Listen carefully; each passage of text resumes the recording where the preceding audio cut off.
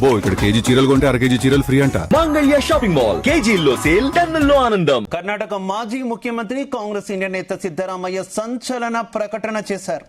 తాను 2028 అసెంబ్లీ ఎన్నికలతో పాటు ఇకపై ఏ ఇతర ఎన్నికల్లోనూ పోటీ చేయబోనని స్పష్టం చేశారు. రాజకీయ రంగం అవినీతిమయంగా మారిపోయిందని, తనకు వయసు పైబడ్డం, అనారోగ్య కారణాలతో ఈ నిర్ణయం తీసుకున్నట్టు తెలిపారు. ప్రస్తుతం తనకు 79 ఏళ్లని, తన పదవీకాలం ఇంకా ఏడాదిన్నర పాటు ఉందని పేర్కొన్నారు. అప్పటి తన వయసు 81 నుంచి 82 ఏళ్లకు చేరుకుంటుందన్నారు. ఆరోగ్యం బాగా లేకపోవడం వల్ల మునపటిలా అదే ఉత్సాహంతో పనిచేయడం ఇక సాధ్యం కాదని వెల్లడించారు. అయితే ప్రజా జీవితంలో చురుగ్గా ఉంటూ ప్రజల తరపున గళం మాత్రం వినిపిస్తూనే ఉంటానని తెలిపారు. ఈ మేరకు ఎక్స్ వేదికగా పోస్ట్ చేశారు.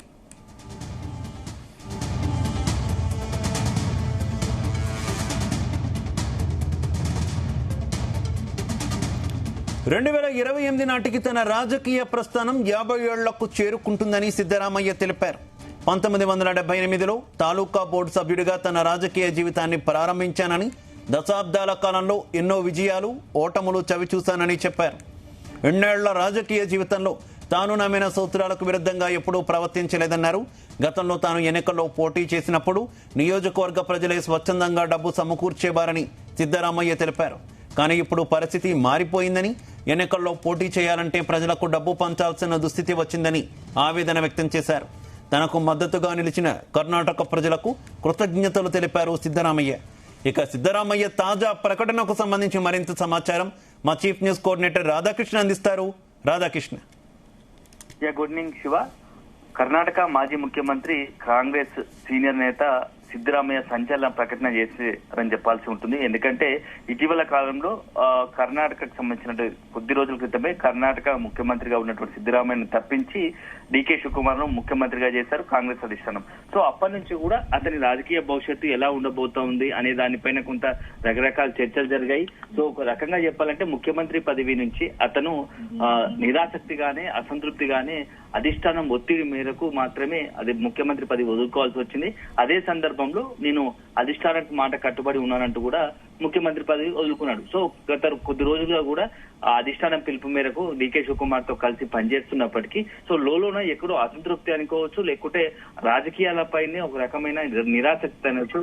ఇప్పుడు అట్లాంటి పరిస్థితి సిద్ధరామయ్య తాజాగా చేసిన ప్రకటనలో కనపడుతోంది. సో ఇప్పుడు చేసినటువంటి ప్రకటనలో తాజాగా ఎక్స్ వేదిక కూడా కాసేపు క్రితం ఒక ప్రకటన చేశారు. ఇక నేను భవిష్యత్తులో తదుపరి వచ్చే ఎన్నికల్లో 2028లో జరిగే అసెంబ్లీ ఎన్నికల్లో పోటీ చేయనంటూ కూడా ఒక సంచలన ప్రకటన చేశారు. ఇక నేను రాజకీయాల్లో ఉండబోనున్నట్టుగా కూడా దీని అర్థం వచ్చేలా, ఇక రాజకీయ జీవితంలో నేను రాజకీయాల్లో, ప్రత్యక్ష రాజకీయాల్లో ఉండను, అసెంబ్లీ ఎన్నికలతో పాటు ఏ ఇతర ఎన్నికల్లో ఒక సంచలన స్పష్టమైన ప్రకటన చేశారు. సో దాంతో పాటుగా దానికి కారణం, రకరకాల కారణాలు చెప్తూ సో ఇప్పుడున్నటువంటి పరిస్థితిలో తనకు వయసు మీద పడడం, ఎందుకంటే దాదాపుగా నెక్స్ట్ వచ్చే ఎన్నికల నాటికి తన వయసు 80 సంవత్సరాలు దాటుతుంది కాబట్టి సో అప్పటికి నేను ఇంత పొలిటికల్ గా యాక్టివ్ గా ఉండలేదు. కానీ అదే సందర్భంలో ప్రత్యక్ష రాజకీయాల్లో లేకపోయినప్పటికీ ప్రజల తరఫున తన గలం వినిపిస్తానంటూ కూడా కొంత స్పష్టత ఇచ్చారు. సో గతంలో ఎందుకంటే దాదాపుగా 5 దశాబ్దాల కాలం పాటు కర్ణాటక రాజకీయాలతో చాలా కీలకంగా వ్యవహరించారు. సో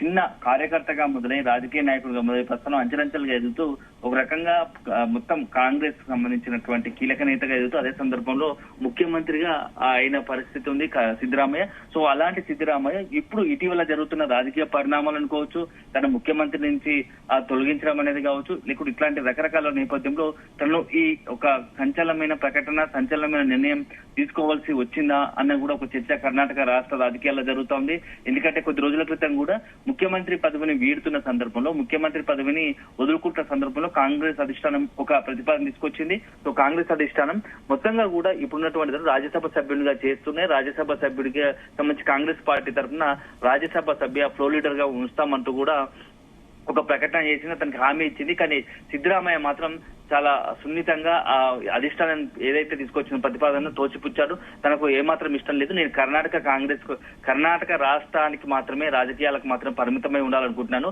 దేశ రాజకీయాలకు ఆసక్తి చూపడం లేదు, దేశ రాజకీయాల్లో నేను ఇంట్రెస్ట్ లేదు అని చెప్పేసి కూడా కుండబద్దలు కొట్టాడు. సో అది తర్వాత ఇటీవల అయితే ఒకవైపు చాలా దీంతో పాటుగా రాజకీయాలను తప్పుకుంటున్నా అని చెప్తూనే కొన్ని కీలకమైన కామెంట్ చేశారు. సో ఇప్పుడు ప్రస్తుతం మొత్తం రాజకీయాలంతా కూడా డబ్బు చుట్టే తిరుగుతున్నాయి, అవినీతిగా మయంగా మారాయని కూడా ఒక సంచలన కీలక ప్రకటన చేశారు. ఎందుకంటే ఇటీవల జరుగుతున్న పరిణామాలు కావచ్చు, ఎందుకంటే ఇప్పుడు ఉన్నటువంటి రాజకీయాల్లో డబ్బే శాసిస్తుంది. అంటే డబ్బు వల్ల ఎవరైతే డబ్బు ఉన్న వాళ్ళే రాజకీయాలు చేయబోతున్నారు, వాళ్ళ చేతిలోని రాజకీయం ఉంటుంది అనేది కూడా కొంత అతని సారాంశం. సో ఇప్పుడు పరిస్థితులు చూస్తుంటే అతను ఇండైరెక్ట్ గా పరోక్షంగా డీకే శివకుమార్ టార్గెట్ చేశారా అనేది కూడా ఒక చర్చ ఉంది. ఎందుకంటే ఇన్నేళ్ళు రాజకీయ జీవితంలో తను నమ్మిన సూత్రాలకు విరుద్ధంగా ఎప్పుడు పనిచేయలేదు. సో ప్రజలకు అందుబాటులో ఉంటూ తన రాజకీయ జీవితంలో ఎప్పుడు కూడా తప్పులు చేయలేదు. నియోజకవర్గ ప్రజలకు స్వచ్ఛందంగా పనిచేస్తూ అందరికి అందుబాటులో ఉంటూ చాలా తన సుదీర్ఘ రాజకీయ దాదాపుగా దశాబ్దాల రాజకీయ మొత్తంగా చరిత్రలో ఎక్కడ కూడా పొరపాటు చేయలేదు. చాలా అందరికి అందుబాటులో ఉంటాను, నిస్వార్థంగా పనిచేస్తానని చెప్పుకుంటూనే ఇప్పుడు మొత్తం డబ్బులమయంగా మాయాయి. సో ఒకప్పుడు నేను కొన్ని ఎన్నికల్లో పోటీ చేసేప్పుడు నా నియోజకవర్గంలో రాజకీయాల్లో కొత్తలో వచ్చిన సందర్భంలో అప్పుడు నియోజకవర్గ ప్రజలే ఎన్నికల ఖర్చు కోసం స్వచ్ఛందంగా డబ్బులు ఇచ్చిన పరిస్థితి ఉండేది. కానీ ఇప్పుడు ఎన్నికల్లో నిలబడాలంటేనే డబ్బులు ఉన్నవాదే పై చేయవుతుంది, డబ్బులు ఉంటేనే నిలబడే పరిస్థితి వచ్చింది. సో ఇవన్నీ చూసిన నేపథ్యంలోనే ఇక నేను ఈ రాజకీయంలో ఉండదలుచుకోలేదంటూనే ఒక స్పష్టత చేశారు. సో మొత్తంగా కూడా ఇప్పుడు ఉన్నటువంటి పరిస్థితిలో ఉన్నట్టుండి హఠాత్తుగా ఎన్నికలకు మరొక దాదాపుగా 2 సంవత్సరాల సమయం ఉన్న సందర్భంలో సిద్దిరామయ్య ఎందుకు ఇలాంటి మెసేజ్ చేశాడు? సో సిద్దిరామయ్య చేసిన మెసేజ్ లో కొంత ఎవరైనా ప్రత్యక్షంగానో పరోక్షంగానో ఎవరిని కారణం చేయాలో తెలుసుకున్నాడా, లేకుంటే రాజకీయంగా ఇతరత్ర ఏదైనా రాజకీయంగా ఇప్పుడున్నటువంటి పరిస్థితులు తనపై వచ్చిన ఒత్తిడిని, తన రాజకీయ అసంతృప్తిని వెళ్ళగక్కడానికి, తన రాజకీయ అసంతృప్తిని వ్యక్తం చేయడానికి, బాహాటంగా వ్యక్తం చేయడానికి ఇప్పుడు ఇలాంటి ప్రకటన చేసి ఉంటారా అనేది కూడా ఒక చర్చ జరుగుతుంది. ఎందుకంటే సుదీర్ఘ దాదాపుగా 1978 అలాంటి సందర్భంలో ప్రత్యక్ష రాజకీయాల్లోకి దిగినట్టు సిద్దిరామయ్య సో సుదీర్ఘంగా పాటు కర్ణాటక రాష్ట్ర రాజకీయాల్లో తనదైన ముద్ర వేశాడు. సో ఆ తర్వాత రకరకాలుగా రాజకీయ పార్టీ మొదటగా కూడా అక్కడ ఉన్నటువంటి ఆ పార్టీలో చిన్నగా రాజకీయ ప్రస్థానం స్టార్ట్ చేసి ఆ తర్వాత కాంగ్రెస్ సంబంధించి పిసిసి అధ్యక్షుడు, కాంగ్రెస్ లోకి చేరి కాంగ్రెస్ లో పిసిసి అధ్యక్షుడుగా మారి ఆ తర్వాత ముఖ్యమంత్రిగా 2 సార్లు. సో మొత్తంగా సిద్దిరామయ్య కంటూ అత్యంత కీలకమైన ఒక మొత్తం రాష్ట్ర రాజకీయాల్లోనే తనకంటూ ఒక ముద్ర వేసుకున్నాడు.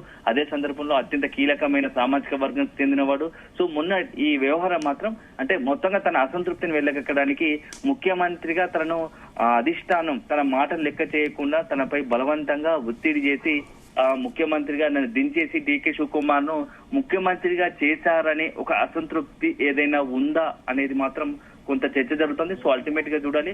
సో ఇప్పుడున్నటువంటి పరిస్థితుల్లో ప్రత్యక్ష రాజకీయాల్లో పాల్గొనని చెప్పేసిన సిద్దిరామయ్య ఇక తన పొలిటికల్ రిటైర్మెంట్ ప్రకటించాడా అని భావించాల్సి ఉంటుంది. సో ఇదే సందర్భంలో తన కుమారుడు కూడా ఉన్నాడు. సో నెక్స్ట్ తన కుమారుడి రాజకీయ భవిష్యత్తు గురించి భవిష్యత్తులో తన కుమారుడు రాజకీయంగా మరింత ఉన్నత స్థానానికి ఎదగడానికి తెర వెనుక ఉండి కీలక పాత్ర పోషించే అవకాశాలు అయితే కనబడుతుంది. సో ఇప్పుడున్నటువంటి పరిస్థితుల్లో రాజకీయంగా పొలిటికల్ గా రిటైర్మెంట్ ప్రకటించినటువంటి సిద్దిరామయ్య వచ్చే ఎన్నికల నాటికి పొలిటికల్ గా ఎలాంటి నిర్ణయం తీసుకుంటాడు, ఎవరికి మద్దతు ఇస్తాడనేది కూడా చాలా ఆసక్తికరంగా అవుతుంది. ఎందుకంటే ఇప్పటివరకు కాంగ్రెస్ కు ఉన్నప్పటికీ కాంగ్రెస్ ఇటీవల ముఖ్యమంత్రి మార్పు విషయంలో తన నిర్ణయానికి వ్యతిరేకంగా తనకు కాంగ్రెస్ అధిష్టాన నిర్ణయం కొంత అసంతృప్తికి కలిగజేసినట్టుగా ఉంది. సో ఇదే నేపథ్యంలో ఇప్పుడు భవిష్యత్తులో కూడా అతను కాంగ్రెస్ పార్టీకి పనిచేస్తాడా, కాంగ్రెస్ పార్టీ తరఫున ఉంటాడా, లేకుంటే ఏదైనా ఫ్యూచర్ గా భవిష్యత్తు ఎన్నికల్లో తన సొంత నిర్ణయం తీసుకుంటాడనేది మాత్రం వేచి చూడాల్సిగా. మొత్తానికైతే కర్ణాటక రాష్ట్ర రాజకీయాల్లో ఇప్పుడు ఇది ఒక హాట్ టాపిక్ గా మారింది. ఎందుకు ఉన్నటువంటి సిద్దిరామయ్య